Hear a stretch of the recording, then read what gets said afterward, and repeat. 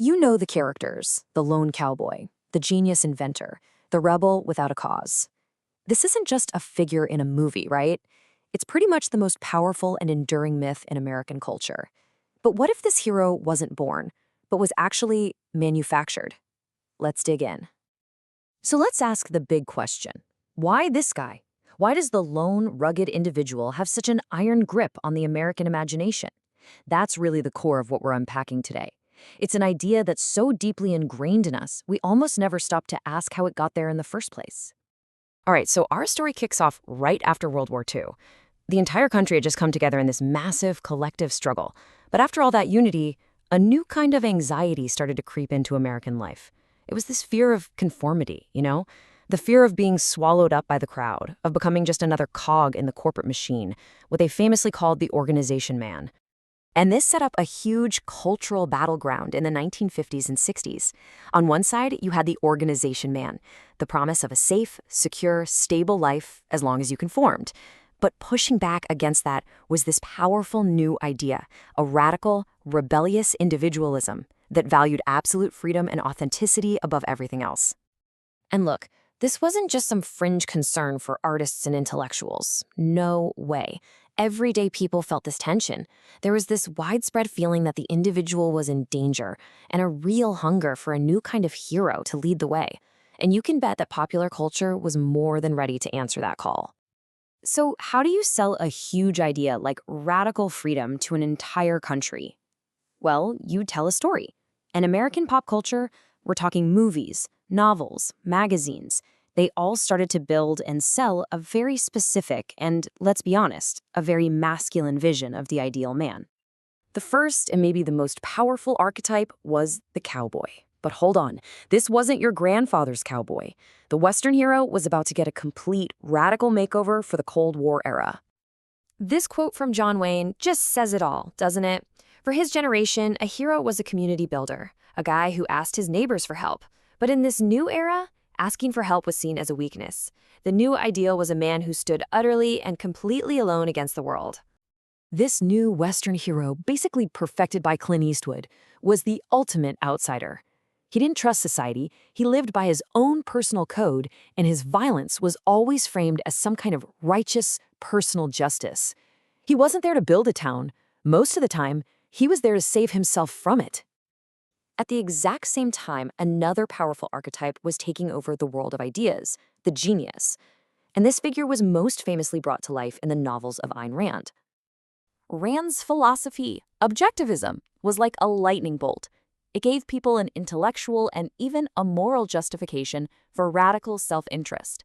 It didn't just say selfishness was okay, it celebrated selfishness as the highest possible virtue.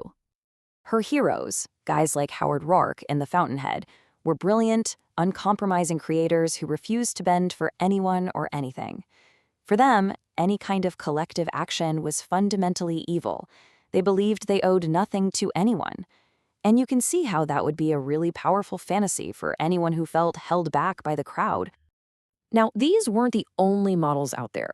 You also had figures like the rebellious writer Norman Mailer, and of course, Playboy's Hugh Hefner. They were each pushing their own version of the liberated man, one who was free from all social rules and, maybe especially, from sexual conventions.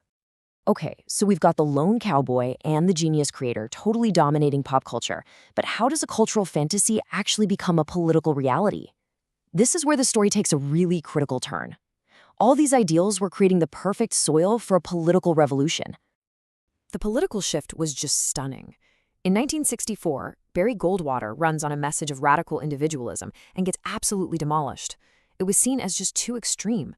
But then, a little over a decade later, after Vietnam and Watergate had shattered public trust, that same deep suspicion of government found a huge audience.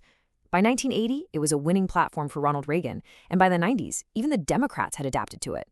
This line from Ronald Reagan's inaugural address, it wasn't just a slogan. It was the political triumph of an idea that pop culture had been nurturing for 30 years, the belief that the individual is heroic and the government is the main obstacle. Now, the political philosophy that captured this mood has a name you've probably heard: neoliberalism. At its core, it's the belief that the best way for society to flourish is to free up individual entrepreneurs, all within a system of private property, free markets, and free trade. It was the perfect marriage of the romantic cultural hero and the cold logic of capitalism. And this wasn't just a Republican idea, not at all. Bill Clinton and the New Democrats built a winning coalition by embracing this exact shift. They appealed to a new generation that valued independence and self-sufficiency, and in doing so, they moved their own party away from the old collective ideals of the New Deal and much closer to the center. But this complete takeover of American culture and politics didn't happen without a cost. What are the contradictions hiding inside this ideal? And when we celebrate freedom above all else, who's the one that ends up paying the price? This famous rant from 2008 really captures the ideology perfectly. It's just pure outrage at the thought of bailing out irresponsible homeowners. It's a total violation of that sacred principle of personal responsibility. The only problem, that principle was about to be applied very, very selectively. Because at the exact same time, a bailout that was orders of magnitude larger was being cooked up for the banks and financial institutions that were suddenly deemed too big to fail. And this created a pretty jarring contradiction. The hypocrisy was just laid bare for everyone to see. The ideology preached that the market has to punish failure, but in reality, huge corporations were protected. Personal responsibility was demanded from the homeowner, but not so much from the Wall Street banker. This hyper-masculine ideal of freedom also came at a steep price for women. Early on, back in the Playboy era, marriage and commitment were often framed as a trap, a threat to a man's true liberty. Decades later, you can hear echoes of that same thinking in the male-dominated bro culture of places like Silicon Valley.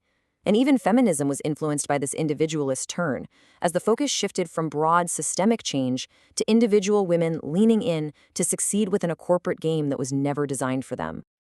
And the list of those left behind just goes on. In the political quest to win over the center, the rights of LGBTQ Americans were often compromised, like with the Defense of Marriage Act, treated as if they were expendable.